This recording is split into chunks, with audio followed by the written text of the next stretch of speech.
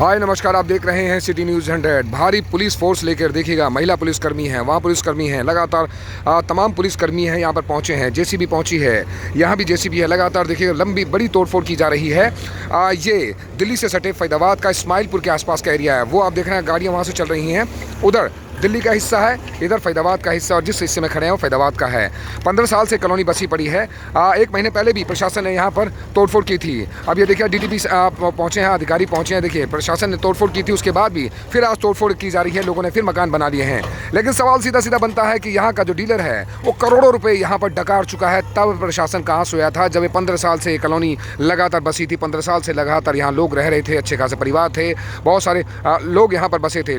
उसके बाद 15 साल तक लोग कहाँ सो रहे थे, जबकि प्रशासन को सब पता होगा कि वो दिल्ली है, ये फैजाबाद का एरिया तो दिल्ली बॉर्डर का एरिया होता है, तो यहाँ पर चौकसी ज़्यादा होती है, लोगों की निगरानी ज़्यादा होती है। बहुत सारे लोग आते हैं जाते हैं, एसडीओ जेई बहुत सारों की निगाह में होगा, लेकिन तब निगाह में नहीं आता क्योंकि जब कॉलोनियाँ बस जाती हैं, तोड़फोड़ की कार्रवाई की जाती है, उसके बाद निगाह में आता है कि भैया गरीब मर रहा है। प्रधानमंत्री मोदी साहब कहते हैं कि हर गरीब को घर देंगे, हर गरीब को पक्का मकान देंगे, तो ये गरीबों के ही मकान तोड़े जा रहे हैं। और सरकार भी बीजेपी की, सांसद भी बीजेपी, विधायक भी बीजेपी और पार्षद भी यहाँ के बीजेपी से हैं। तो सोचिए, ट्रिपल इंजन की सरकार होने के बावजूद भी गरीबों पर इतनी बड़ी मार पड़ती है। अतिक्रमण हटाए जाना चाहिए, अवैध कब्जे हटाए जाना चाहिए, हम भी कहते हैं। लेकिन हमारा सवाल सीधा सीधा होता है, प्रशासन तब कहाँ होता है जब ये मकान बन रहे होते हैं, पैसा गरीबों का लग जाता है, लाखों रुपए लग जाते हैं, इन्वेस्टमेंट हो जाती है, गरीब पाई जोड़कर मकान बनाता है और इस तरीके से एक देखिएगा मकान खड़ा करता है। उसके बाद प्रशासन अमला जमला लेकर तोड़फोड़ करने जाता है। अगर आपने कुछ बोला तो महिला पुलिसकर्मी, अगर महिला हुई तो उठा ले जाएंगे,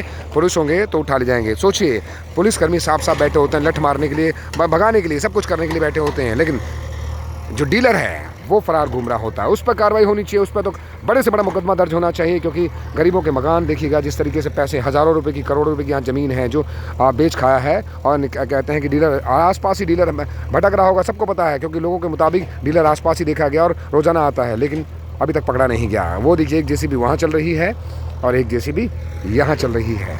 अब बताइए किसकी गलती थी यहाँ पर, प्रशासन की, पुलिस की, या विभाग की, या गवर्नमेंट जो कहती है कि हम गरीबों के साथ खड़े हैं।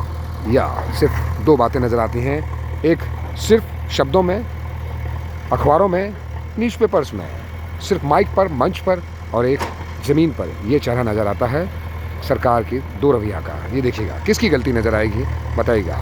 जनता परेशान है। सोचिए, कुछ लोग दुखी हैं कि उनका मकान भी, वो भी वेट कर रहे हैं कि उनका मकान भी तोड़ा जाएगा। लोग दुखी हैं। अब सोचिएगा अगला नंबर इनका भी आ सकता है। अपने अपने द्वार पर बैठे हैं, लोगों को खाना हजम नहीं होगा। फिलहाल के तौर पर परेशान कितने हैं। आप देख रहे थे सिटी न्यूज़ 100। नमस्कार।